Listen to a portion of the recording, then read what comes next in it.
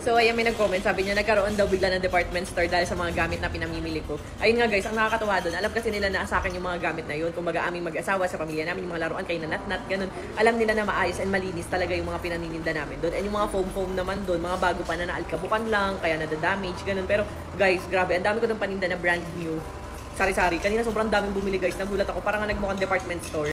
And marami pa akong pinahahakot doon sa iba naming tambakan. Meron kasi kaming tambak doon sa isa naming resort na hindi pa nag-ooperate. Nandun yung iba naming mga gamit. So ngayon pinapahakot ko para bukas marami ulit bagong paninda. So ayan guys, pin nyo lang Armansion Tagaytay Resort. Open yung 10 AM to 4 PM. Pwede kayong magtingin doon ng mga gusto nyong bilhin. Sobrang mura lang guys, as in bagsak presyo yung mga gamit doon. Ayun.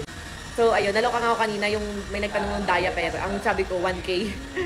Nalito ko kasi ang nakalagay dun sa sinerchan ko, 1K. Yung pala parang ano, ate, kung babalik ka, 200 lang pala yun. Isang pack na malaki, gano'n. Nagkagulo-gulo na kasi kanina. Iba pala yung na-search ko, ayun. So, pero hindi man siya bumili. Pero just in case babalik ka ate, mali po yung nasabing presyo. So, ayun, punta na kayo doon. Ang daming bumili kanina mga sofa. Set na, nabili lang nila. 3,500, 4,500, gano'n. Tapos yung mamahaling sofa namin dati sa bahay, nakuha kanina.